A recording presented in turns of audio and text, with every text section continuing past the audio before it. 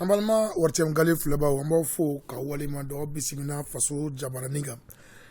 anga chamanche fanga yi sanfla soro o sanfla konna le baye ka fo jatumna be se ka kesi san ka fo munne nyana barala sanfla konna la hokuma doka nga fara munka laje kokurayi ni o tako la baye ka fo bakurubala amna dadu yoro damado la yoro mun konna ni bara fanga bu na kwaso ina fo lakana ko ani lafasali ko fukata se mara ketugo nyuman ani hanga bara nyogonyan ani jamana wɛrɛw cɛ hukuma yɛlɛma minnu don n'o baaraw la ani an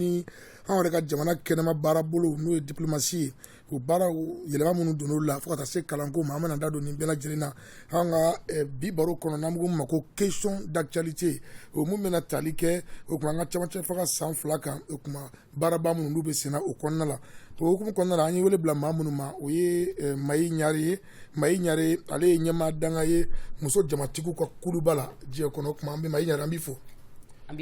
Mayi Ɲare n'an y'i fo an bɛ fɛn min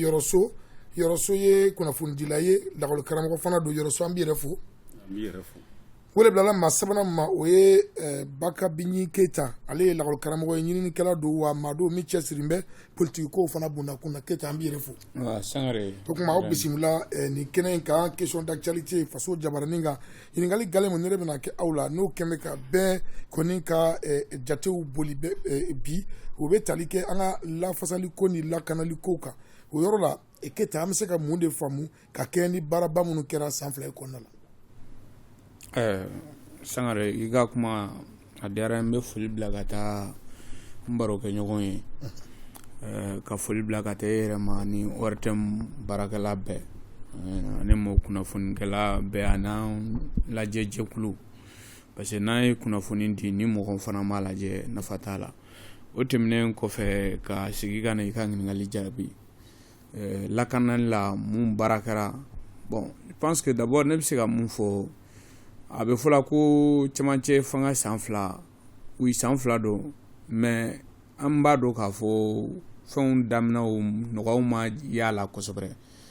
donc pratiquement an bɛ se k'a fɔ camancɛ yɛrɛ fanga in ka baara daminɛ sɔbɛ la o kɛra a tɛ tɛmɛ kalo 14 san 1 ani kalo 2 donc an bɛ se k'a fɔ ni bila an bɛ se ka kɛ o de bila an bɛ se ka kɛ quoi donc o kɔnɔna la lakanani ta fanfɛ baara caman kɛra bon maliyɛnw bɛɛ y'a ye avion caman sɔrɔla sɔrɔdasi caman recrutera u formera donc minɛnw yɛrɛ dɔw bɛ yen olu bɛɛ ma yira quoi donc an bɛ se ka mun fɔ vraiment an bɛ se k'a fɔ baara kɛra pas seulement minɛnw sɔrɔla sɔrɔdasiw recrutera u formera baara kɛra parce que n'i y'a jateminɛ nin bɛɛ fana kɛra waati min kɔnɔ gɛlɛya kɔnɔna de don a gɛlɛya b'an yɛrɛ ka jamana kɔnɔ gɛlɛya bɛ jamana kɔfɛ diɲɛ yɛrɛ kɔnɔna la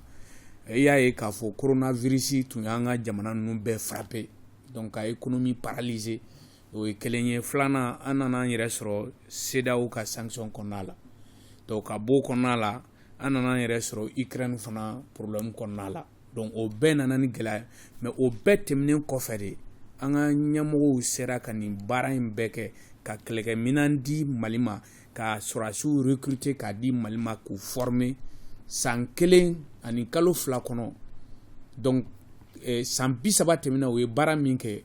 san 1 ni kalo 2 kɔnɔna la san 30 kɔnɔ mɔgɔw kɛra ye fangaw kɛra ye olu ma se k'o kɛ o kɔnɔna la donc vraiment foli kan ka taa ka ɲɛsin u ma mais hali bi baara tɔ bɛ kɔfɛ donc an bɛ se k'a fɔ ye k'u ka continuer u bɛ sira ɲuman kan donc u ka continuer o sira ɲuman in kan. Ayiwa Mado min bɛ fɔ bi ka caya nanzarakan o de ye ko l'armée monte en puissance o kɔrɔ k'an ka wolomasiri tabagaw b'a la ka wuli ni fanga ye Mayi Ɲare yala o ko in e b'o ye cogo jumɛn la. Sangare i ni ce o question na yanni n ka n da don i ka kuma i ka kɔrɔfɔ la n bɛ foli kɛ an lajɛ jɛbaga bɛɛ ye ORTM baarakɛla bɛɛ i y'a mɛn jɔnni kunnadi kɛyɔrɔ ɲuman de bɛ bolo n'aw tɛ yen ka kuma lase a bɛ kɛ kelenna kuma ye donc mɔgɔ minnu fana bɛ plateau kan n b'u fo ka foli kɛ an ka finitigiw bɛɛ comme i ka question bɛ sécurité de kan ka tasibila kɛ fɛn o fɛn ni tora kɛlɛ na depuis 2012 fo ka taa se bi ma Mali donna gɛlɛya kɔnɔ depuis san 2012 n'o o ye ɲinan san 10 ye Mali donna gɛlɛya belebele kɔnɔ gɛlɛya min y'a to n'i ye Mali carte bɔ k'a da i b'a ye k'a fɔ k'a tila 3 ye tila 2 bɛɛ bɔsira ka bɔ an bolo tun a bɛɛ kun ye bilenman ye o b'a yira k'a fɔ ko insécurité kun gɛlɛyara kosɛbɛ an ka ville caman binna o kɔnɔna la sɔrɔdasi caman sara sacogo jugu la musow sara duguw jenina villagew jenina non seulement kɛnɛmamɔgɔw b'an kan an yɛrɛ ma ɲɔgɔn to an caman nana kɛ an tɛ se ka ɲɔgɔn faamu bilen o hokumu kɔnɔna na filaw ni dongɔnɔw ma bɛn a la an tɔɔrɛgiw nordisiw bɛɛ mɔgɔ si an tɛ se ka ɲɔgɔn kan fɔ bilen a kɛra komi ne dɔw nana surukugolo konko an ka dugu kɔnɔ mais bi an filɛ yɔrɔ min na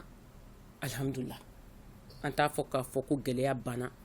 nka ala ko tiɲɛ transition n'o ye camancɛ fanga in ye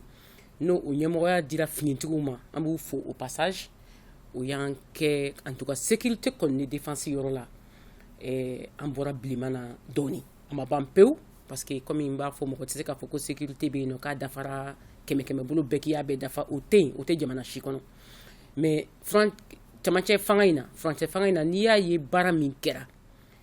vraiment i b'a dɔn k'a fɔ ani dakasunɔgɔ ma bɛn parce que ni dakasunɔgɔ de tun don san b'a sɔrɔ jamana in bɔsira ka bɔ an bolo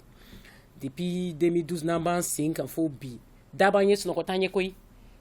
an dɛmɛbagaw finitigiw b'a la nka an yɛrɛ minnu ye citoyen ye an si tɛ sunɔgɔ an bɛɛ de b'an sen kun kan donc jamana bɔsi cogo min na a ka se ka bɔ nin sira jugu in kan a ka se ka bɔ nin mɔgɔ jugu ninnu bolo a ka se ka bɔ ŋaniya jugu tabagaw bolo k'a ɲɛsin an ka jamana ma donc an bɛ finitigiw fo an tɛ se ka tila u foli la parce que n'i y'a ye hali bi an bɛna an sigi ORTM kɔnɔ k'an bɛ baro kɛ ko mɔgɔ jɔlen bɛ k'an kɔlɔsi ni mɔgɔ jɔlen tɛ k'an kɔlɔsi o b'a sɔrɔ u nana an bɛɛ minɛ ka bɔ yan donc an ka foli b'u ye vraiment baara kɛra gɛlɛya bɛ nɔngɔn na bɔ kɔnɔbara la yɔrɔso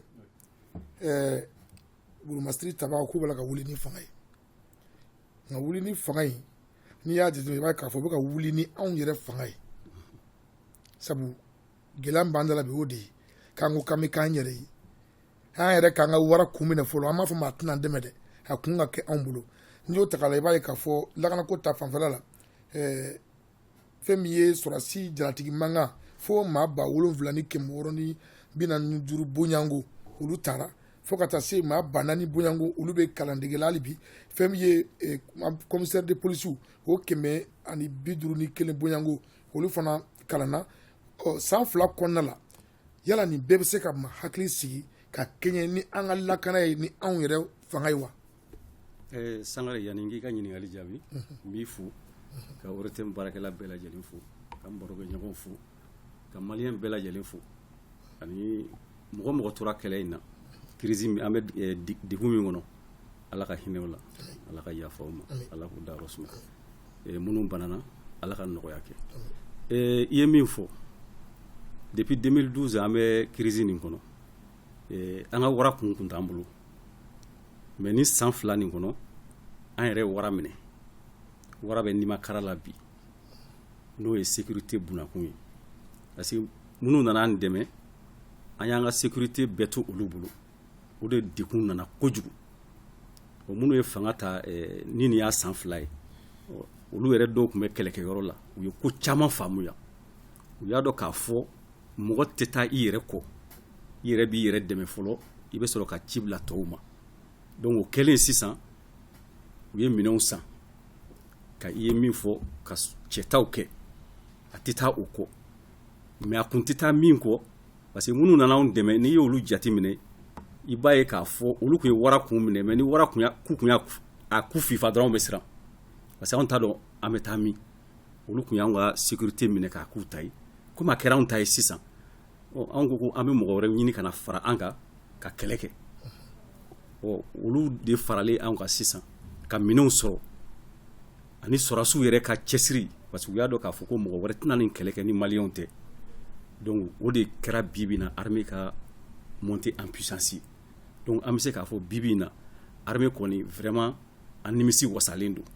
u ye kɛlɛbolo dɔw fana bila en place ni a bɛ fɔ olu ma ko opération kɛlɛtigi ani maliko olu kɛlɛbolo minnu bilara en place olu kɛra sababu ye ka taa jugu kɛlɛ fo u dagayɔrɔ la donc duguw kɔni bɛ yɔrɔ min na bibi na u yɛrɛkɛlen don jamana kɔnɔ donc u t'a dɔn u bɛ taa yɔrɔ min na duguyɔrɔ t'u la donc u ni min mana bɛn u bɛ se ka olu attaqué i n'a fɔ an ye attaque caman kɛra wagati dɔ la o kɛra o de senfɛ parce que u yɛrɛkɛlen don bi bi in na donc armée kɔni an bɛ se k'a fɔ bi bi in na tabarikala parce que o tabarikala fɛnɛ min ye hali kɔfɛ jamana dɔw bɛ yen olu tun bɛ ka anw lagosi terrorisme kɛlɛ la mais bi bi in na armée ka wuli ka jɔ la olu yɛrɛ bɛ ka ci bila ka na ko ni Mali yɛrɛ u bɛ se ka fara Mali kan an ka kɛlɛ in kɛ an ka jɛ ka kɛlɛ kɛ yarɔ o nimisa ye dɛ. ayiwa Badou bakuruba la n'i y'a ta k'a lajɛ i b'a ye k'a fɔ ko lakana ni lafasaliko ta bonna kunna an b'a faamuya cogo di a man di dutigi si ye dutigi ɲɔgɔn kan n'i bɔ bolola i muso n'i denw sigilen ɲɛna maa a bɛ se k'i dɛmɛ nka i ka wara kun ka k'i yɛrɛ bolo hakili la an bɛ se k'a fɔ an b'o sira de kan bi an ka yɛrɛyɛrɛya b'a la ka sabati k'an ka maliya sabati anw yɛrɛ ka nin gɛlɛya in kɔnɔna la ayiwa n'i y'o ta k'o lajɛ an bɛna Bamakɔkaw ɲininka olu fana ka hakilina ye mun ye cɛmancɛla fanga ka nin san 2 in baara ka bakuruba la o tuma Umar Samake ani Adama Traore olu ka baarakɛlaw an ka jɛ ka Bamakɔkaw lamɛn an bɛ segin ka na kɛnɛ in kan. Transition vraiment à tableau kañ parce que a daminɛ a kuma nɔgɔn dɔɔni voilà parce que fɛn bɛɛ daminɛ o ma nɔgɔn ala ko tiɲɛ an ni Rusiw ni fɛn ninnu an ɲɛ b'a la an bɛ ka armement sɔrɔ an bɛ ka fɛn caman sɔrɔ vraiment lakana c'est-à-dire hali mɔgɔ minnu kun bɛ binganiw ni fɛn ninnu kɛ u bɛɛ bɛ ka siran dɔɔni dɔɔni bɛɛ bɛ ka bɔ sira de ɲini sisan kalanko fana vraiment kalanko kɔni an yɛrɛ ɲɛ b'a la DEF ko kɛra cogo min na a ɲɛna vraiment bac fana a kɛra o cogo kelen na an minnu bɛ école normale supérieure la tan an yɛrɛ bɛ concours de la tan mais an ɲɛ b'a la c'est-à-dire fɛn bɛɛ taabolo ka ɲi de quoi. daminɛ ni sisan cɛla ne ye min faamuya la depuis transition daminɛna basigi nana jamana kɔnɔ attaque kun bɛ kɛ fɔlɔ caman cogo min na caman bɔla la hali n'a bɛɛ ma se ka dabila caman kɔni bɔla la basigi nana jamana kɔnɔ jamanaden jugu minnu bɛ yen n'o bɛ kokolon kɛ o caman siranna parce que o b'a dɔn n'o ye kokolon kɛ o b'a dɔn o bɛna poursuit kɔfɛ ɲagati bɛ ta k'u sɛgɛrɛ bon kalanko la ɲina examen tɛmɛna cogo min na vraiment a diyala n yɛrɛ de a diyala n ye hali ni mɔgɔ caman ma passé examen tɛmɛna cogo min kan a diyala n ye a kɛla kunkɔrɔta y'a ma fɔlɔ examen tun bɛ kɛ an ka jamana yɛrɛ tun bɛ lagosi a la i bɛ sujet ye fan fɛn fɛ DEF yɛrɛ tun ma don da la mais ɲina vraiment ɲina examen kɛla cogo min na a diyala n ye hali ni kotaw ma caya en tout cas meilleurs tala la a candidat dɔ ka fara kan surtout université yɛrɛ mɔgɔ gɛlɛyaba de b'an kan an ka examen bɛ kɛ condition sugu dɔ la a ma nɔgɔ an fi tɛ yen nɔ ka kalan k'a kɔnɔna na kɛnɛya ko kɔnɔna o kan ka dɔ fara kɛnɛya fɛnɛ baarakɛminɛnw kan ka dɔgɔtɔrɔsow jɔ villagew la ka taa ka dɔ fara kɛnɛya baarakɛminɛnw kan pour que dɔ bɛ se ka bɔ denmisɛnninw ka banaw la cogo min na. Faranjɛ fanga kɔni na kɛ bɛn ne ka spécialité cogoya ye fɛn min bɛ ka na sini an t'o dɔn mais an ye min kɔni ye vraiment yɛlɛma bɛ ka kɛ. hadamaden a bɛ miiri fɛn fɔlɔ min na a bɛ diɲɛ yɔrɔ yɔrɔ o y'a ka sécurité ye sécurité kɔfɛ hakili bɛ jigin baloko ni siyɔrɔko ni fɛnw na quoi ne b'o apprécier ni u bɛ ka dɔ min kɛ sécurité la n'a sera ka ban san damadɔ in kɔnɔ an bɛ se ka an miiri élection ni fɛngɛ na mais n'a ma se ka ban o kɔnɔ hali bi an ka temps d'u ma quoi fɛn min kɔni tɔgɔ ko kalanko ni fɛngɛ k'a daminɛ duguma kilasi la ka taa se fo lycée ma vraiment ça va o bɛ ka taa mais fɛn min tɔgɔ ye enseignement supérieur vraiment an tɛ ka fɛn ye o la fɔlɔ an tɛ se k'u jalaki hali bi temps dɔ bɛ u ɲɛfɛ an sigilen an bɛ k'u jateminɛ o la quoi. transition kan san 2 in na sérieusement a kɔni a tagamacogo ka ɲi mais gɛlɛya kɔni bɛ yen dɛ an ye élèves ye bi an nana INSIP concours kɛ bon sérieusement dans la salle ça va. Il n'y a pas trop de tricherie tɛ i ye kalan mun kɛ i b'o résultat de sɔrɔ. parce que ninnu ye fanga ta waati min na jamana kɔnɔ jamana tun tɛ yen u ka baara fɔlɔfɔlɔ ni sécurité n'u bɛ kɛ accès o kan vraiment ne b'u fo kosɛbɛ parce que jamana in kɔnɔ fɛn o fɛn bɛ yen nɔ ça passe par la sécurité an ka taara kalan na a ka lajɛ kɔrɔn fɛ école joli datugulen don manque de sécurité balo tɛ ka se pour manque de sécurité. N'i ko an ka diɲɛ kɔrɔ fɛn o fɛn Mali kɔnɔ a fɛn bɛɛ tiɲɛnen don pour manque de sécurité ni sécurité in sera ka bila hali sɛnɛkɛlaw tɛ ka taa sɛnɛ kɛ parce que sécurité tɛ yen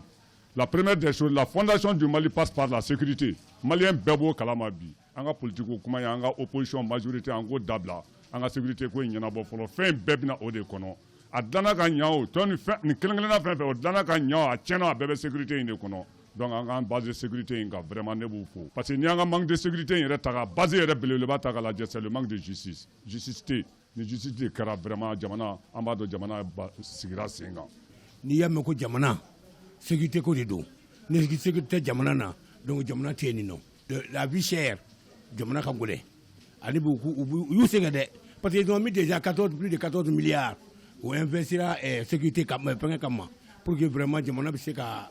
basigi commerce bɛ se ka basigi cogo min mais les commerçants ani bukun ka gɛlɛn donc kɔɲɔ tɛ se wani bi la vie est trop chère. fanga sigili ni sisan cɛ o ka baara taabolo ka ɲi mais gɛlɛya min bɛ yen sisan o ye baloko gɛlɛya ye baloko gɛlɛya de bɛ jamana kɔnɔ ka commerçants dresser c'est commerçants ninnu n'i y'a u bɛ gɛlɛya kɛ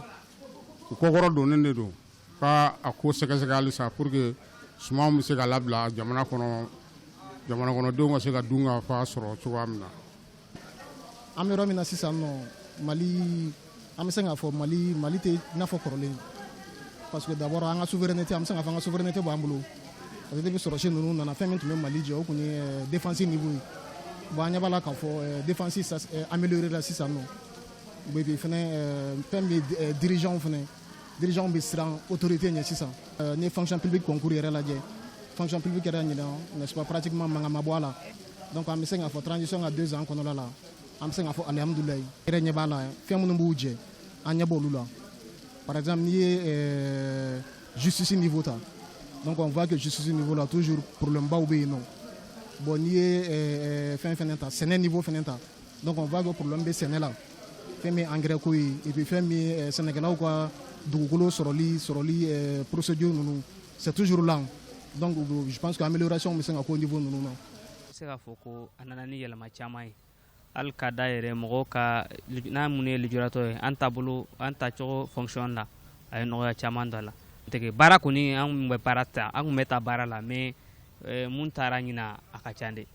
tabarakala belebele caman kɛra o la hali kalan ni ye kalan fana jateminɛ alhamdulilayi ɲinan kɔni an bɛ se k'a fɔ ko kalan kɔni kɛra ɲina donc kɛnɛya fana ko la bɛ se ka kɛ u kɔni tiɲɛ yɛrɛ la ne kɔni ye mun remarqué a taabolo ka ɲi. Badon n'i ye namɛ i b'a ye k'a fɔ ko lakanako ye maliyɛnw hami la belebele de ye bi o lakanako min filɛ ni camancɛ fanga ɲɛmɔgɔw y'u kun si a ma ka baara fanga d'a kan a tɛ taa gɛlɛyaw kɔ a gɛlɛya dɔ kɛra mun ye n'i y'a ta k'a lajɛ mali y'a kanu k'a fɔ dɛmɛ min bɛ ka don anw ma lakanako la biɲɛkala i na sen bɛ biɲɛkala kan o tuma mali y'a ɲini ka dɛmɛbaga wɛrɛw ɲini minnu bɛna dɛmɛ don anw ma dɛmɛ ni kilennenya ye o kɛra sababu ye o tuma farasi min kun y'an dɛmɛbaga jɔnjɔn ye o tuma ale kɔni ni an ka dɛmɛɲɔgɔnya banna o fɔnkɔɲɔgɔnya mali sabu mali ye i bolo di irisiw ma k'olu fana ka dɛmɛɲɔgɔnya ɲini olu min ka dɛmɛɲɔgɔnya n'a bɛ ka kɛ anw bonyani kɔnɔna la ani an ka karama ani an ka hakilinaw kɔnɔna la fo baara nana gɛlɛya fo mali kɛmɛ k'i bolo manabɔ ka jalaki si faransi ma fo diɲɛ seleke naani tɔnba kɔnɔ k'a fɔ k'a b'a la ka juguw dɛmɛ mali kan i nana k'i bɛ maa min dɛmɛ e b'a la ka juguw dɛmɛ k'o tigi kɛlɛ n'i y'a ta k'a la i b'a ye k'a fɔ ko kura u b'a la k'an ka kunnafoniw ɲini k'a di juguw ma k'a pankuru ta k'an ka sanfɛlaw pan ka sɔrɔ an ka yamaruya ma di badenw ka kɛɲɛ ni nin bɛɛ ye gɛlɛya bɛ ye a belebele halisa keta mali ni faransi ka ni gɛlɛya in an bɛ se ka mun de faamuya ka bɛn ni nin bɛɛ ye yaasa an ka se ka lafiya sɔrɔ yala gɛlɛya in a bɛ se ka taa sira jumɛn fɛ ka se ka kun caman kunna wolo la. Sɛkumari i ka ɲininkali diyara n ye effectivement i ko lakana o y'an hamina ko ye mais lakana an ye fɛn caman fɔ k'olu sɔrɔla la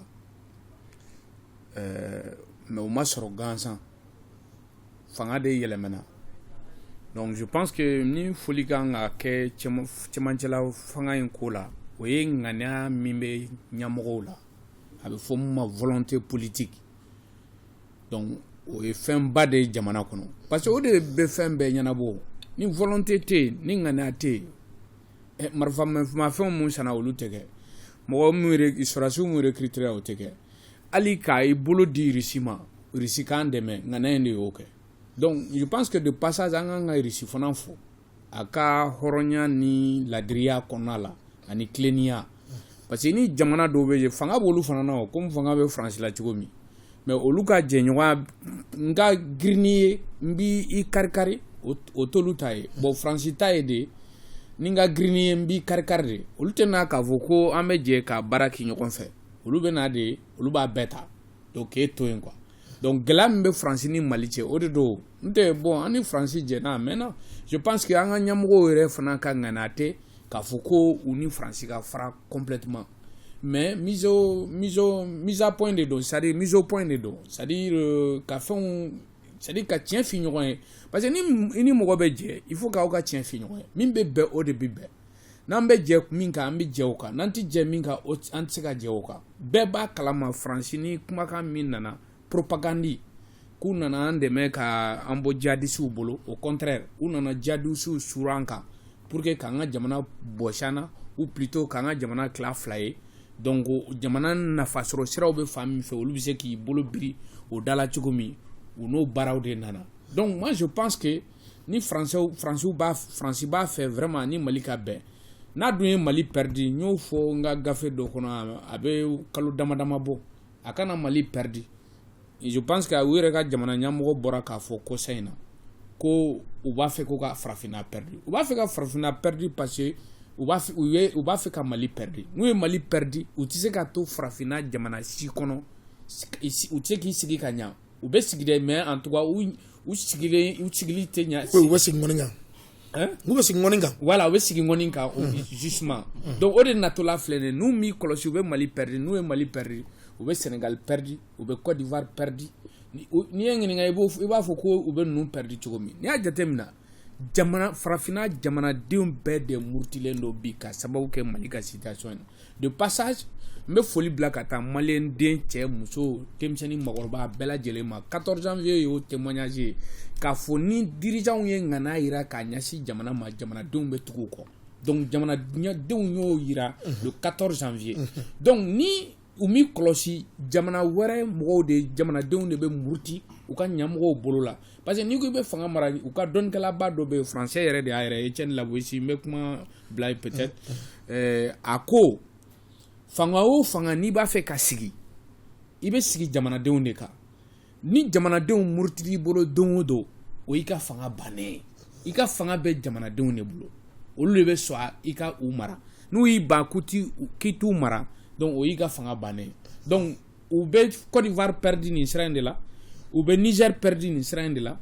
u bɛ Sénégal perdi nin sira in de la en un mot u bɛ Afrique de l'Ouest bɛɛ perdi n'u ye Afrique de l'Ouest perdi n t'a dɔn u bɛ sigi yɔrɔ min na. nka Keta e maa hakili juru carin ne ye politique sira fɛ n b'a fɛ ka ɲininkali kunkurunin dɔ k'i la jaabi kunkurunin i y'a fɔ sisan farafinna bɛɛ bɛ ka Mali kɔkɔrɔma don n'u ka hakilinaw ye an bɛ sira min kan malidenw bɔra donna k'a jira k'a fɔ b'u faso fɛ nka min bɛ maa kamana gan ni koba in bɛɛ lajɛlen b'a la ka kɛ anw yɛrɛ fɛ yan anw ka politique ɲɛmaaw u da tugu mɛ n'a fɔ u ɲɛ t'a la dakuruɲɛ fila la. non bon c'est à dire que o dakuruɲɛ fila la ni o fɛn sugu ninnu bɛ yɔrɔ bɛɛ an ye Faransi yɛrɛ ta ye en 1939 n'a sɔrɔ alimanw n t'a dɔn ne hakili b'a la olu nana bi u kan tuma min u nana bi ka politique mɔgɔw de farala o olu de farala donc olu faralen olu nana alimanw nana don u ni ɲɔgɔn cɛ ka jamana min na donc exactement o baara de bɛ sen na anw yɛrɛ ka jamana kɔnɔ an ka politique mɔgɔ dɔw de bɛ fangako u bɛ fangako kɛlɛ de la dɛ fanga min fana don Sékou Touré ko jamana kɔnɔ jamanaden sugu fila de bɛ yen dɔw ko n yɛrɛ c'est à dire que n bɛ fɛn sɔrɔ c'est à dire ka fɛn sɔrɔ k'a bɛn i yɛrɛ dɔrɔn ma i n'i ka denbaya n'i nɔfɛ mɔgɔw dɔw ko olu ko jamana c'est à dire que u bɛ fɛn sɔrɔ mais fɛn min bɛ sɔrɔ bɛɛ de b'a tila u ni ɲɔgɔn cɛ donc an ka politique mɔgɔw a san 30 de filɛ nin ye u bɛ fanga la donc u ye jamana kɛ lemuruba ye k'a bɛɛ u d'a ma o de tigɛlen don la bon i kɔni b'a dɔn o sugu ninnu na u tɛ se ka to sigilen o bon mais o t'a to fana ko Mali ye sira kura min ta k'o sira in tɛ continuer ne kɔni bolo halisa dɔw ta bɛ o ye fili ye olu bɛ fili kɔnɔ ne kɔni bolo mun bɛ fili la olu ka segin ka na toujours jamana nɔfɛ donc mun ta ye fɛn wɛrɛ ye u b'a y'u ɲɛna o dɔw bolila ka taa jamana kɔfɛ mais halisa ko wɛrɛ bɛ se ka bɔ nin bɛɛ kɔnɔ ni mun ma hakili sɔrɔ ka ɲɛsin mɔgɔw mun ni ŋaniya jugu don ka ɲɛsin jamanadenw ma donc ko wɛrɛ bɛ se k'u sɔrɔ nin bɛɛ kɔfɛ. d'accord ɲare n'i y'a ta k'a la i b'a ye k'a fɔ n y'a fɔ sisan a bɛ waati kurunin bɔ mali ye jalaki sɛbɛn ta ka taa n'a ye diɲɛ seleke 4 tɔnba la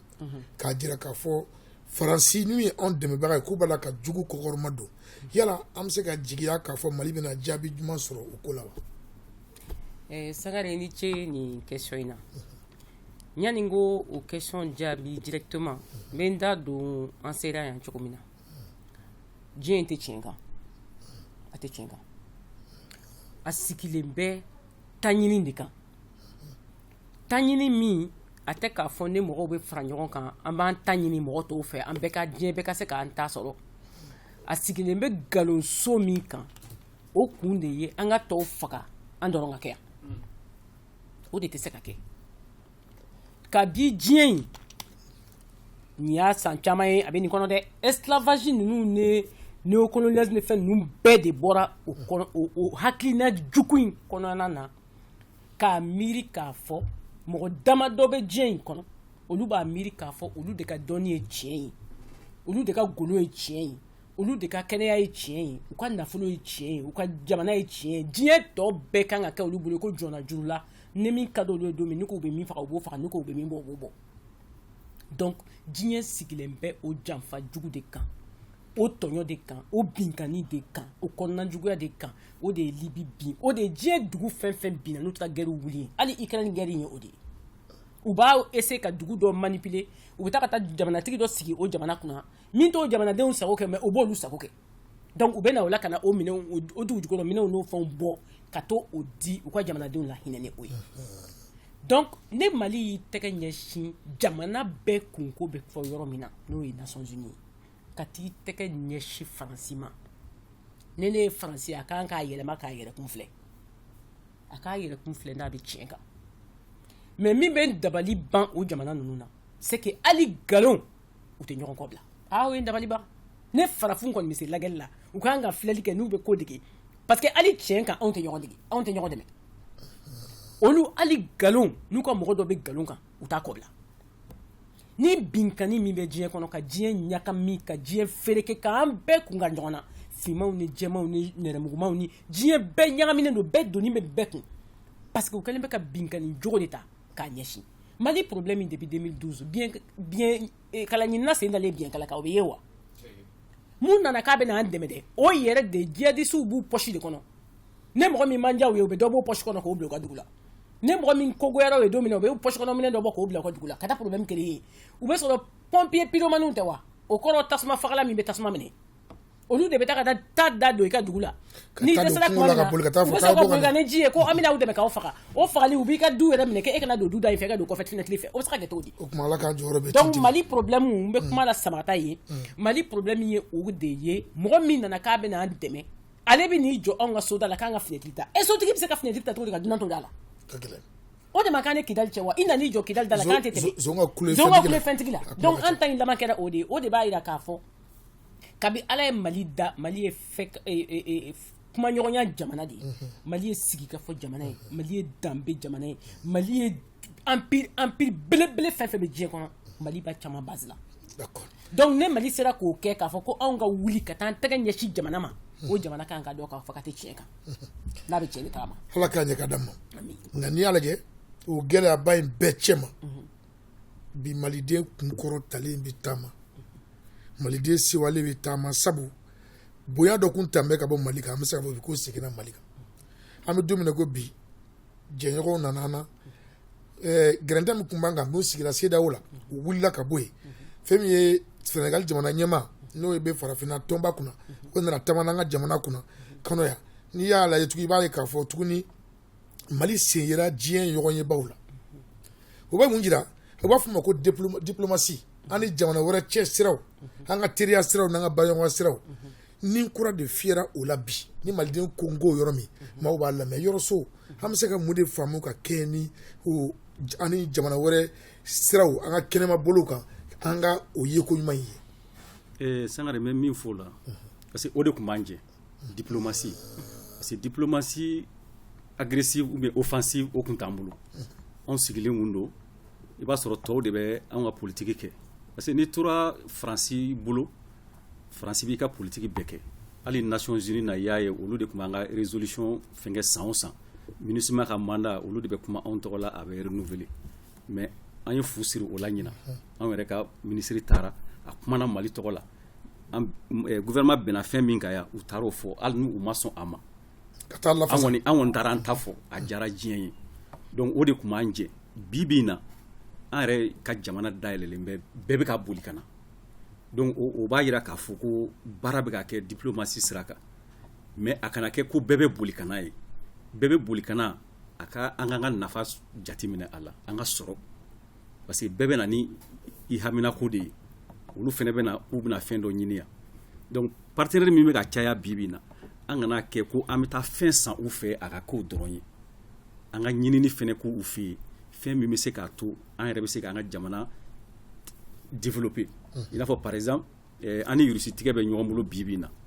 Russie ye blé Russie b'o sɛnɛ n'o an b'a fɔ o ma alikama o bɛ sɛnɛ anw fɛ yan mais anw y'o cikɛ dabila n'o tɛ a bɛ sɛnɛ dire Tombouctou mara la o yɔrɔ in yɛrɛ bɛɛ ka taa o la ka taa Gawo a bɛ sɛnɛ o yɔrɔ bɛɛ la an bɛ se k'o cikɛ o lawuli bi bi in na n'an y'o lawuli anw bɛ an ka dunta bɔ a la an bɛ se ka usines créer minnu bɛ baara di mɔgɔw ma an bɛ se ka dɔ feere n'a y'a sɔrɔ anw kun b'a feere crise min kɛra blé la bi san m'a sɔrɔ an fana tun kɛra nafolotigi ye a la donc an k'o siraw lajɛ anw ye cikɛ jamana ye mɔnikɛ jamana bagankɛ jamana an bɛna an tɛgɛ di mɔgɔ ma an k'a lajɛ an bɛ se ka fɛn sɔrɔ u la cogo min na o secteur ninnu pour que olu bɛ se ka développer ka an yɛrɛ bɔ nɔgɔ la o de b'a to partenariat a bɛ ja n'i y'a ye Modibo ye sanga yɛrɛ sɔrɔ o kɛra parce que partenaire caman tun b'a bolo chinois ye usines jɔ Irisiw ye usines jɔ wala Tchécoslovaquie ye usines jɔ an fɛ yan donc nin bɛɛ tun ye parce que i ka partenaire caya donc i bɛ se ka fɛn sɔrɔ u la usine mana caya jamana kɔnɔ a bɛ baara di denmisɛnninw ma a b'a to an yɛrɛ ka sɛnɛkɛfɛn minnu b'anw fɛ yan an bɛ se k'olu bayɛlɛma ka dɔ bɔ an bɛ fɛn minnu san kɔfɛ parce que n'i ye jate minɛ anw bɛ fɛn min dun sigiyɔrɔma 100 o 100 73 anw b'o dun a bɛ i n'a fɔ anw b'o bɔ kɔfɛ ka na a bɛ i n'a fɔ anw tɛ baara la donc an ka usine ko jate minɛ cikɛfɛnw na k'olu développer donc partenariat ani kalanko an kana ɲina o yɔrɔ kɔ Yɔrɔso e ye kunnafonidila ye n'i ye diɲɛ kunnafonisow ta bi ka Mali kibaruyaw mɛn n'i ye Mali ka kunnafoni dicogo jate minɛ i bɛ se wa ni malidenya ye hali an ka gouvernement bɛ laseliw kɛ lase cogo minnu na jamana koba bɛɛ a bɛna lase nin studio in kɔnɔ yan fɔlɔ ka sɔrɔ kɛnɛma kunnafonidila m'a fɔ mɔgɔ wɛrɛ m'a fɔ kunnafoni ko ta fanfɛ an bɛ se ka fɔ bi fana cɛsiri caman kɛlen don jamana kɔnɔna la an bɛ se ka mun faamu ka kɛn dɔ ye kunnafoni jɔyɔrɔ ka bon nin ko la kosɛbɛ kosɛbɛ parce que an bɛ kɛlɛ yɛrɛ min na bi bi na o ye kunnafoni kɛlɛ de ye e mɔgɔ n'i ye kunnafoni bila kɔfɛ i bɛ to kɔfɛ n'i y'a ye Américains kɛlen bɛ ka diɲɛ minɛ bi parce que kunnafoni de b'u bolo u bɛ fan bɛɛ u bɛ sanfɛ u bɛ duguma u bɛ jiw kan donc u bɛ kunnafoni de ɲini pour que u bɛ se ka mɔgɔw mara cogo min na donc o de tun bɛ anw tiɲɛ kosɛbɛ radio kɔfɛ radio ninnu kan ani télévision kan an y'a ye k'a ta 2012 la fɔ ka na 2015 yɔrɔ ninnu 2017 2018 ka na se fɔ coup d'état ma i b'a ye k'a fɔ an tun bɛ neni télévision sow ni radio sow la mɔgɔ tɛ kuma foyi mais bi bi in na yɛlɛma donna o la i y'a fɔ cogo min na kunnafoni yɛlɛmara donc an yɛrɛ on agresse maintenant c'est à dire que an yɛrɛ bɛ tɔw attaquer u bɛ min kɛ mɔgɔw la an yɛrɛ bɛ k'o kɛ sisan donc o b'a jira k'a fɔ ko kunnafoni jɔyɔrɔ ka bon kosɛbɛ n'i y'a ye Mali bɛ tɔgɔ bɛ fɔ bi bi in na parce que an ka kunnafoni di a yɛlɛmana gouvernement y'a yɛlɛma maliyɛnw fɛnɛ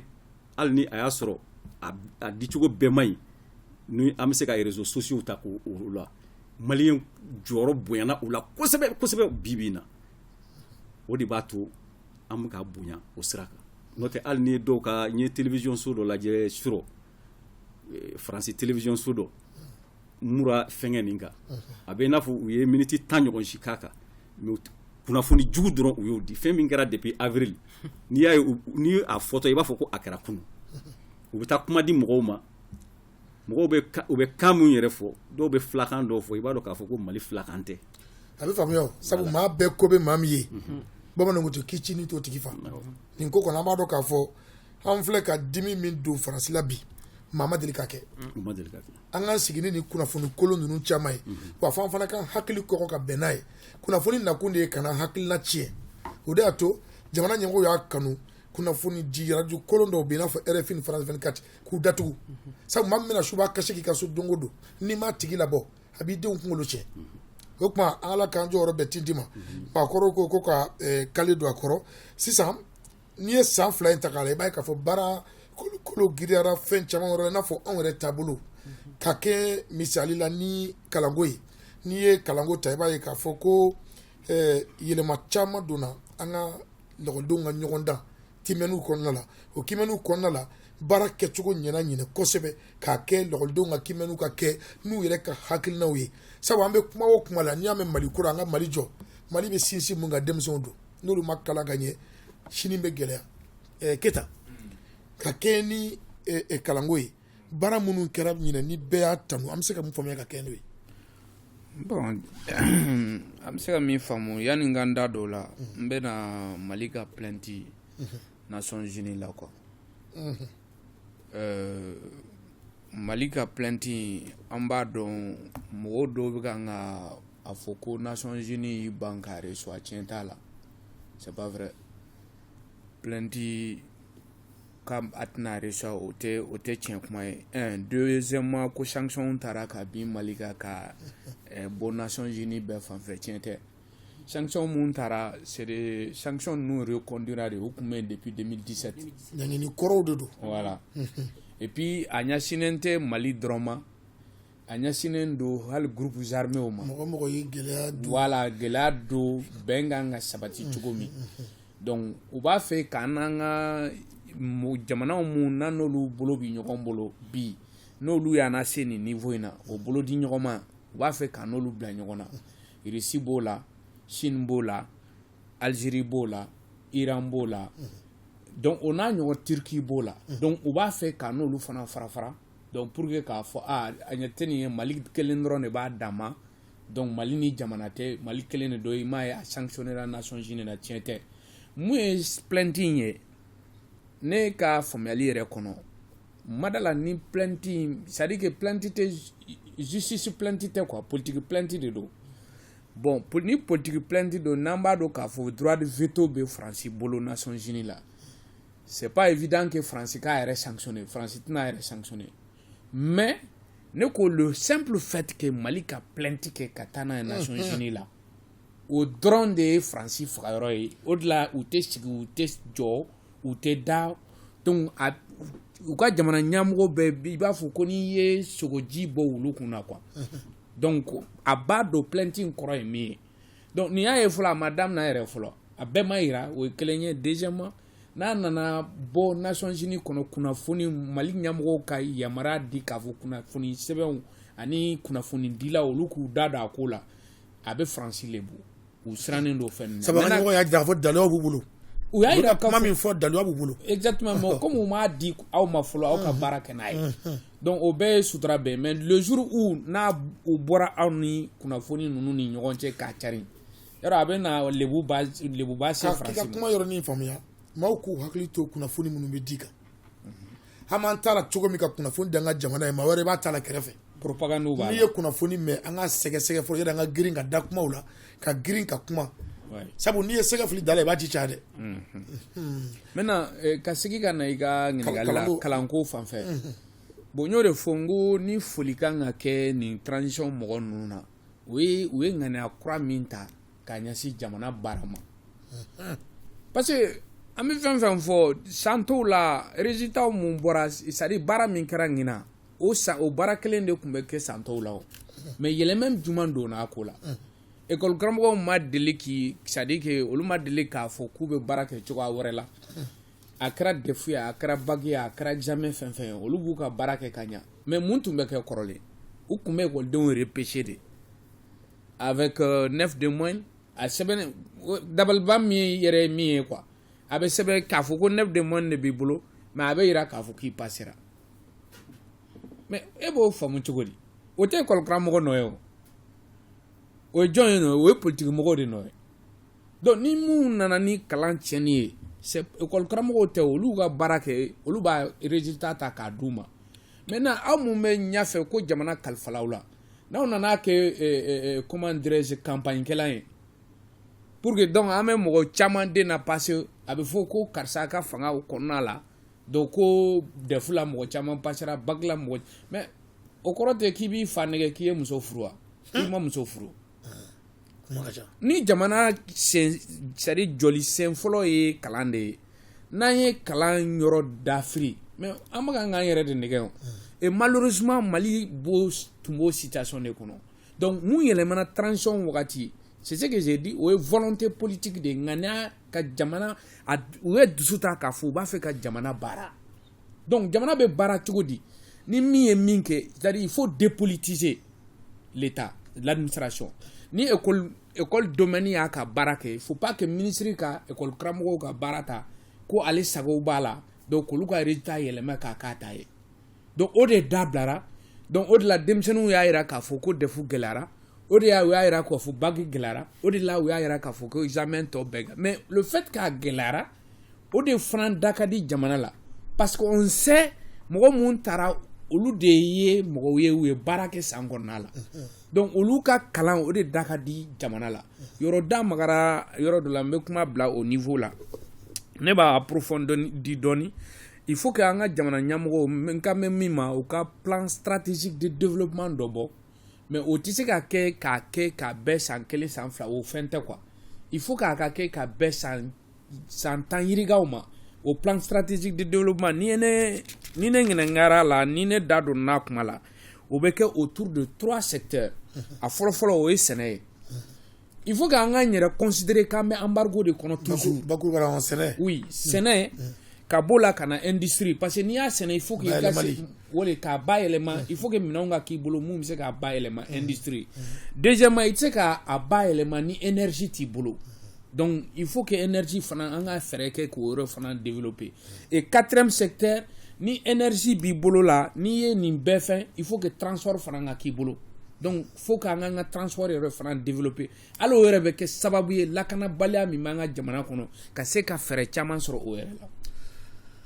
ala k'a ɲɛ ka d'a ma Mayi Ɲare n'i ye an ka jamana ninnu problème ta k'u lajɛ farafin jamana caman i b'a sɔrɔ an ka gɛlɛya dɔ ye min ye anw yɛrɛ tigɛra anw yɛrɛ la sabu anw tɛ fɔ anw yɛrɛ ye n'i y'an ka lakɔlisow ta wali mɔkɛw ye min kɛ o de bɛ f'u ye k'a jira k'a fɔ olu bɛ se ko la a dɔw bɛ kɛ yɛrɛ a dɔw kalan dɔw bɛ kɛ yɛrɛ u bɛ anw yɛrɛ taw lagosi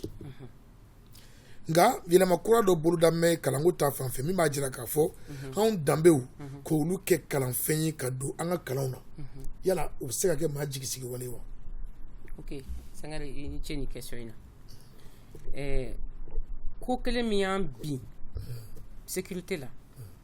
o kelen de y'an bin éducation na o kelen de y'an bin domaine bɛɛ la o ye maaya de ye mɔgɔya la qualité de l'éducation n'i ye Mali jateminɛ bi kalanbulon bi komi fila de o a bi komi soit i bɛ taa tubabu kalan kɛ ou bien i bɛ taa silamɛ arabu kalan kɛ anw yɛrɛ bɛ fan jumɛn a fila kɔnɔ an dun tɛ tubabu ye an tɛ arabu ye yarɔ o gɛlɛyara an dun bɛnbaw ye ko kɛ k'a bila an ɲɛ diɲɛnatigɛ fɛn caman bɛ yen nɔ a nana ta anw de fɛ yan u nana ta fura la u nana ta kɛnɛyako la u nana ta sécurité ko la u nana ta diɲɛ fɛn bɛɛ la o daminɛna anw de fɛ yan hali ye droit de l'homme ta diɲɛ bɛɛ bɛ soba min kɔnɔ n'o bɛ mɔgɔninfin ka hakɛ fɔ o daminɛna anw de fɛ yan nɔ Mali la maintenant an y'an yɛrɛ ka dɔnniya nagasi k'an ka dɔnniya ye k'a to yen k'an kɔdon an bɛnbaw ka kow ma an danbe ma an ka maaya ma an ka hɔrɔnya ma n'an taara an dulon ko wɛrɛ la an ma kɛ mɔgɔ fɛ mɔgɔ ye wa n'anw ka culture la o ye mɔgɔ fɛ mɔgɔ de ye an taara mɔgɔw naamu fɛ donc o b'a jira k'a fɔ nin fɛn fɛn min fɔra n'a kɛra an ka diplomatie bɛ yan n'i ye Mande lajɛ ko mande sigilen bɛ jamakulu ni jamakulu ka intervention ni ka diplomatie an bɛ ɲɔgɔn kuma ɲɔgɔn cogo min na an bɛ ɲɔgɔn discuter cogo min na an bɛ kow latigɛ ɲɔgɔn min o b'an fɛ yan jeliw yɛrɛ jɔyɔrɔ la yan ka mɔgɔw o b'an fɛ yan diplomate bɛ tɛmɛ jeliw kan voilà olu ka baara bɛ yen o dɔnnen don n'i ye couche fɛn fɛn ta an ka dugu la comme n b'a fɔ an ka jamana kɔnɔ siya tɛ yen baarabolo de bɛ yen n'i ye numuya ta baarabolo don n'i ye jeliya ta baarabolo don n'i ye fɛn o fɛn ta siyako tan anw fɛ yen siyako kɛlɛ tɛ yan tubabuw de bɛ na n'a ye ka n'a kɛ an fɛ yan sinon anw bɛ baara de dɔn yan donc o kɔnɔna na u b'a jira k'a fɔ an ka fɛn bɛɛ a kɛra information ye o a kɛra éducation ye comme i y'a fɔ cogo min na diɲɛ fɛn bɛɛ gosilen don mɔgɔninfinya de la parce que maaya de bɛ fɛn bɛɛ dilan machine tɛ se ka baara kɛ ni mɔgɔ m'a don a kɔnɔ foyi tɛ se ka dilan diɲɛ kɔnɔ ni adamaden m'a dilan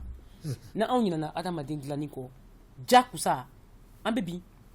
parce que n'an ye fɛn bɛɛ dilan n'an ma mɔgɔninfinya dilan mɔgɔ de bɛ fɛn tɔ bɛɛ kɛ jɔn bɛna a lase o t'an bolo yaraso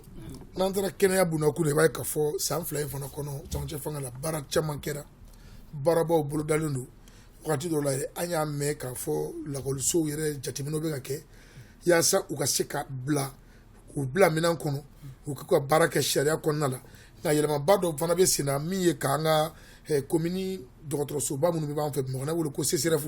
o tuma k'olu bayɛlɛma k'u kɛ dɔgɔtɔrɔso belebeleba n'u bɛ wele ko hôpitaux dabɔra komini quartier yɛrɛ kɔnɔna la yala kɛnɛko ta fanfɛ an bɛ se ka mun faamu camancɛ fanga ka san 2 in kɔnɔna la.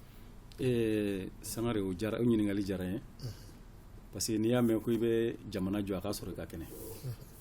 kɛnɛya ye taabolo min ye fo ka an k'an sinsin an kan kosɛbɛ ni san 2 nin kɔnɔ an b'a fɔ ko u ye caman kɛra parce que an y'a ye hôpitaux grand hôpitaux ninnu ani région hôpitaux u caman ye matériels sɔrɔ recrutement fana kɛra mɔgɔw bilara ka taa formation na mais politique min bɛ sen na sisan n'o ye ka CCRF hôpitaux minnu bɛ communes kɔnɔ ou bien minnu bɛ cercles la olu yɛlɛma ka kɛ hôpitalibaw ye o bɛɛ kɛ kun ye ka pour que i n'a fɔ n'an bɛ Bamakɔ yan sisan dɔ bɛ se ka bɔ jama tata la Pongé ou bien Gabriel Touré la voilà donc n'o olu kɛra hôpitaux ye olu fana bɛ équipé ka minɛnw bila olu kɔnɔ i n'a fɔ minɛn minnu ɲɔgɔnji bɛ Gabriel Touré ni Pongé donc a bɛ baara nɔgɔya gouvernement mɔgɔw bolo a bɛ yɔrɔ surunya population yɛrɛ la donc nin taabolo kɔni n'u continue nin fɛ parce que hali a ka kɛ cercle fana na u ka cercle parce que n'a fɔra cercle caman bɛ yen minɛn tɛ yen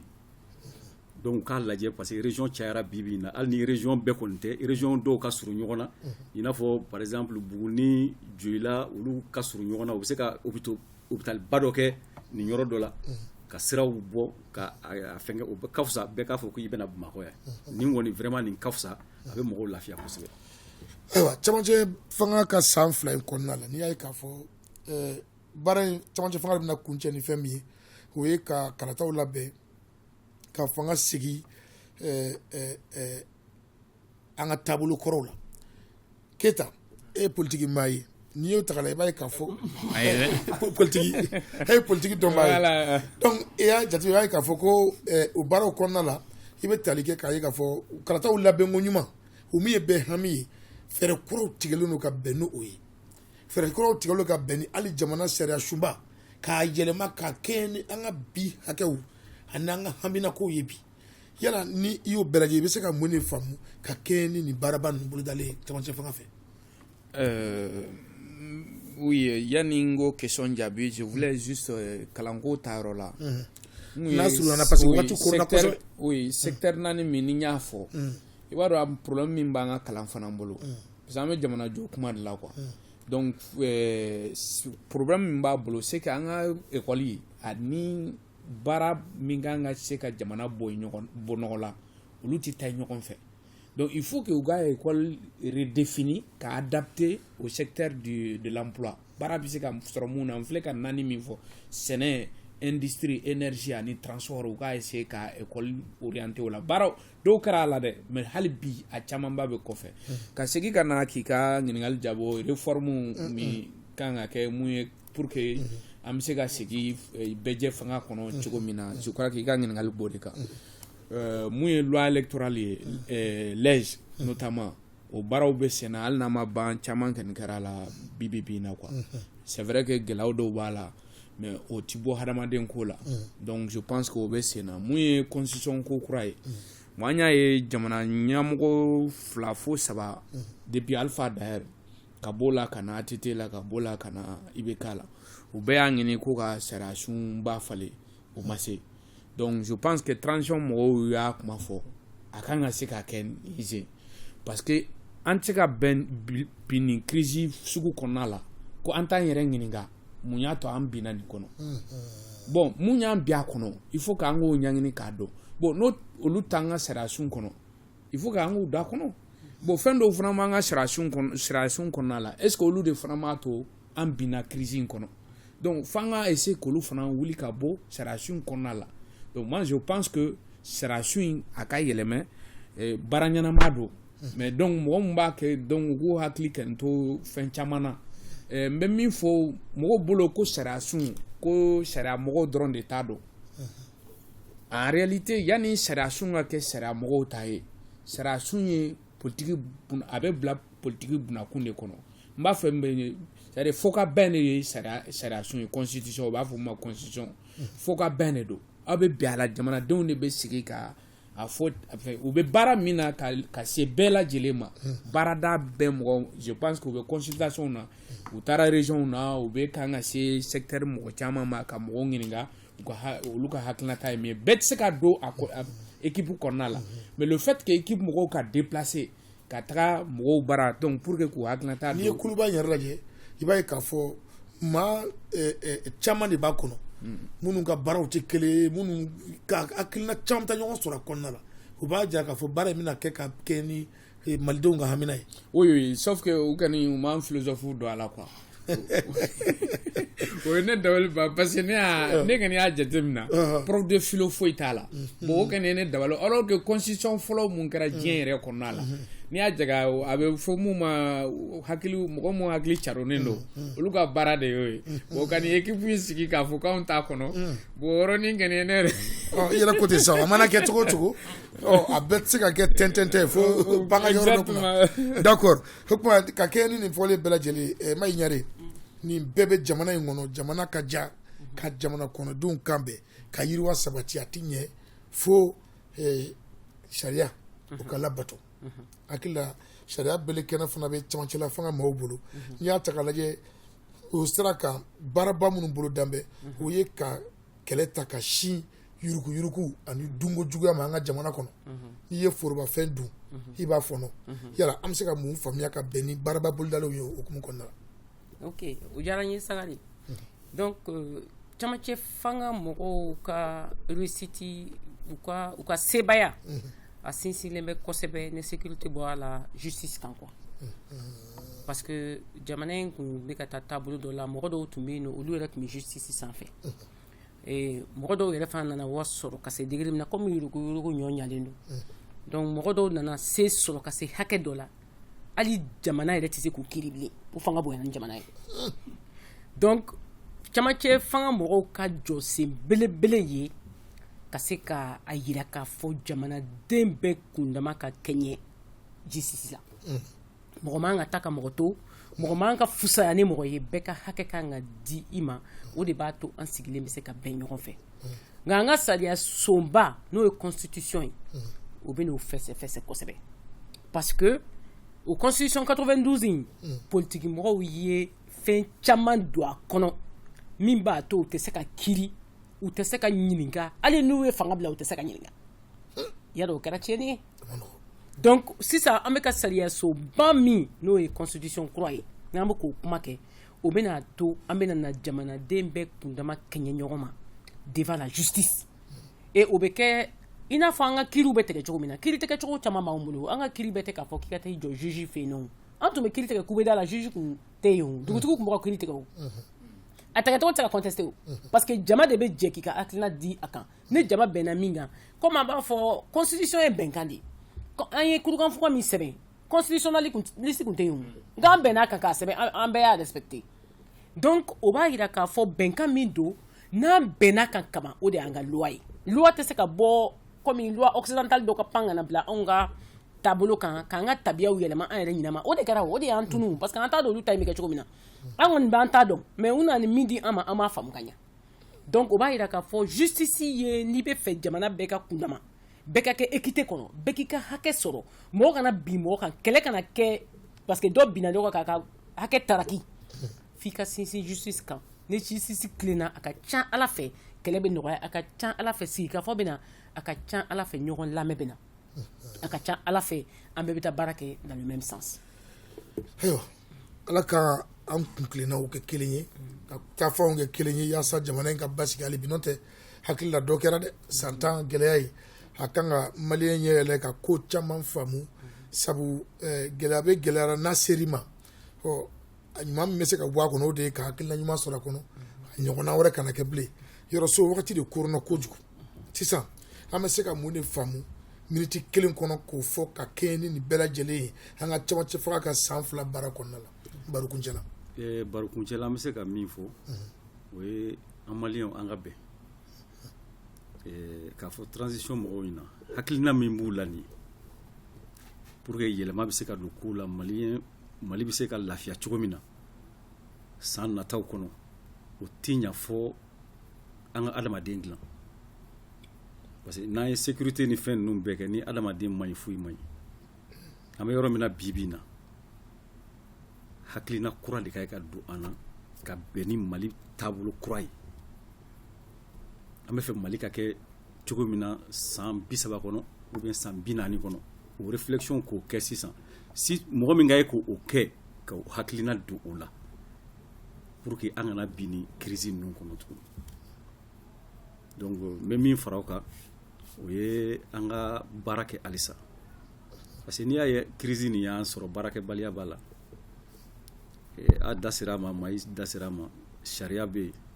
an yɛrɛ sariyaw ni fɛnw ta mɛ a tɛ bato a kɛra dɔw taara ka bila sanfɛ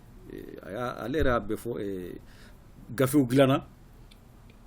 politiki mɔgɔw bolo min b'a to maga tɛ se ka k'u la u bɛ tiɲɛni kɛ foyi tɛ se ka k'u la donc an bɛ wagati min na quand même Keyita y'a fɔ réforme ka kɛ pour que olu bɛɛ ka bɔ yen ne kɔni bolo ni kɛra ɲɛmɔgɔ ye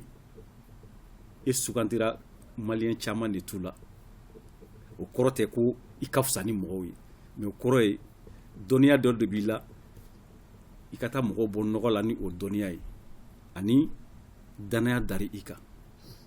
mais ni o bɛɛ bɔra ye bi na a ko ka gɛlɛn donc an ka hakilina kura ta k'a fɔ maloya min dara anw ka san 10 nin kɔnɔ an k'a kɛ kunkɔrɔta ye pour que mali bɛ se ka bɔ nin cogo la maliyɛnw bɛ se ka lafiya diɲɛ fɛnɛ k'a fɔ don dɔ mali ka di badenw ma y'an kunkɔrɔta ala k'an kunkɔrɔta maa m'an kunkɔrɔta ala ka maliden kunkɔrɔta ala ka mali jugu k'a kɛ situlukunba ye k'a bila 14 heures tile kɔrɔ ma ɲare miniti kelen kɔnɔ an bɛ se ka mun fɔ maliyɛnw ye ka kɛ ni san 2 baara ye furancɛ fanga la Sangare ni ci ni question na miniti kelen kɔnɔ ne hakili la ka Sangare ka yɔrɔ rejoint ani ka Keyita rejoint f'an ka segin an ka mɔgɔya ma quoi an ka danbew ma fo an ka kalanso kɔrɔw ninnu an ye minnu datugu kalanso min bɛ kɔrɔlen n'a tun bɛ solomadenya tun ye kalanso ye furasiri tun ye kalanso ye fɛn o fɛn n'o tun bɛ an bolo ka denmisɛnninw la ɲɛnajɛ k'u kalan mara yɛrɛ kɛcogo la fɔlɔ la mara kɛcogo de bɛ yen dɛ hali bi o transmission o tɛ ka kɛ ɲa bɛɛ tɛ marakɛla ye o mara bɛ kɛ ne règle de ani principe de ani jogo de ani danbe ne e tɛ danbe tɛ e la e t'o appliquer i yɛrɛ kan e bɛ se ka mɔgɔw mara cogo di ka valeur passer u ma valeur min tɛ e yɛrɛ kunna donc fo an ka segin an yɛrɛ ma sodɔn yiridɔn yɛrɛdɔn ɲɔgɔn tɛ i ma foyi sɔrɔ i yɛrɛkun sɔrɔ yɛrɛkun sɔrɔ ma ɲɔgɔn sɔrɔ ye dɛ an ka segin an faso an ka segin an baso an ka segin an bɛnba an ka segin an danbe ma an k'a dɔn an ye min ye e yɛrɛ ka kuma na i ko u bɛna tubabuw ka bɛnbaw de ka kuma fɔ an ye Bonaparte ye nin kɛ an yɛrɛ bɛnba ye jumɛn kɛ an bɛnba ye min kɛ dɛ o de ye anw yɛrɛ ye o de y'an danbe ye o de y'an sokun ye o de y'an ka fɛn bɛɛ ye donc n'an t'o dɔn mɔgɔ b'an ta ka taa an bila a ta la parce que an t'an ta dɔn an ka segin an yɛrɛ ma nin tɛ ta dɔn a ka gɛlɛn a ka gɛlɛn ayiwa badenw nin ko ka gɛlɛn kosɛbɛ sabu n'i ye ko ta k'a lajɛ k'a fɔ ni maa yɛrɛ jɔ ni yɛrɛ ma i ni yɔrɔ bɛ dɔgɔya kojugu Keta miniti 1 ka kɛ ni nin bɛɛ ye o tuma an bɛ se ka mun de fɔ ka kɛ ni camancɛ fanga ka san 2 baara ye camancɛ fanga ka san 2 baara in miniti 1 kɔnɔna la n tɔɲɔgɔnw ka kuma kɔfɛ ne bɛ se ka mun fɔ nka n'a min n'u y'a da kɛnɛ kan u ka continuer n'a ye mais gɛlɛyaw bɛ baara in na mais jagɛlɛya mɔgɔw bɛ politiki kɛ ni ko n bɛ fɛn dɔn mais a politiki tuusɔn fɔlɔ o ye jagɛlɛya ye u bɛ baara min na ni jama gɛlɛ i tɛ se k'a kɛ koyi k'a fɔ faransi ma n tɛ nin kɛ o ye jagɛlɛya dan ye dɛ donc o jagɛlɛya in dɛ u kana b'o kan dɛ parce que mɔgɔ tɛ balo c'est à dire i tɛ sa ko 2 kelen de don n'i ko min i bɛna min fana kɛ o de bɛ fɔ i kɔ i bɛ villa jɔ i bɛ fɛn bɛɛ sɔrɔ mɔgɔ caman y'o sɔrɔ olu tɔgɔ tɛ fɔ bi munna to Sunjata tɔgɔ bɛ fɔ munna to Babemba tɔgɔ bɛ fɔ donc u ka jagɛlɛya ani u ka jamana kanu o de la u tɔgɔ bɛ fɔ hali sini Thomas Sankara tɔgɔ bɛ fɔ a n'a ka denmisɛnninya bɛɛ ka makɔrɔba dɔw to yen mun de don a ka jagɛlɛya a ye dusu min ta u kana bila foyi ye i ka tile 1 hali ni ye san 100 balo ni i kɛra saga ye o la mais n'i ye tile 1 balo i ka kɛ wara ye o ye Thomas Sankara ka kuma dɔ ye u ye waraya sira min ta ne kɔni b'a fɔ an ka ɲɛmɔgɔw y'u ka to ni o sira ye a bɛɛ b'o de kɔnɔna la Ala k'a ɲɛ ka d'an ma siga tɛ min na fiyewu an ka maakɔrɔw de ko ten ko ni maa ye dugu min sira ta i n'o duwajɔlaw de bɛ ɲɔgɔn ye anw bɛ sira min kan bi o ye yɛrɛdɔn sira ye yɛrɛyɛrɛya sira ani jamanabaya sira i n'a fɔ an bɛnbaw badenw a tɛ taa cɛsiri kɔ an b'aw fo ka waleɲuman dɔn ORTM Gale kan nin tun ye question d'actualité ye bi karido in na question d'actualité min kɛnɛ kan an tun bɛ ka kuma an ka camancɛ fanga ka san 2 baaraba minnu bɛ sen na kuma Mayi Ɲare ale tun b'an bolo kɛnɛ kan ale ye ɲɛmaa danga ye muso jamatigiw ka kuluba kɔnɔna la ka taa se yɔrɔso ma kunnafonidila don lakɔlikaramɔgɔ don ka taa se Bakabinyi Keyita ma ale ye lakɔlikaramɔgɔ ye ɲininikɛla don maa don ni maa hakili juru carilen don ka kɛ politiko fana ma n badenw Mali bɛ kɛ malidenw sago ye ni Ala sɔnna a bɛ kɛ Ala sago ye ka kɛ anw yɛrɛ sago ye n'an sɔnna an k'an cɛsiri sabu ko ni maa bangela k'i fa sɔrɔ a bɛ yɛlɛ jiri min b'a la ni ma se ka yɛlɛ fiyewu i bɛ guloki bɔ k'i se ka ju fɛ maaw n'a dɔn ko yɛlɛni ko b'i kɔnɔ a ka ca Ala fɛ yɛlɛni ko b'an kɔnɔ Ala k'an jɔyɔrɔ bɛɛ tinti ma aw k'an bɛn nin ɲɔgɔnna wɛrɛ ma ORTM Gale kan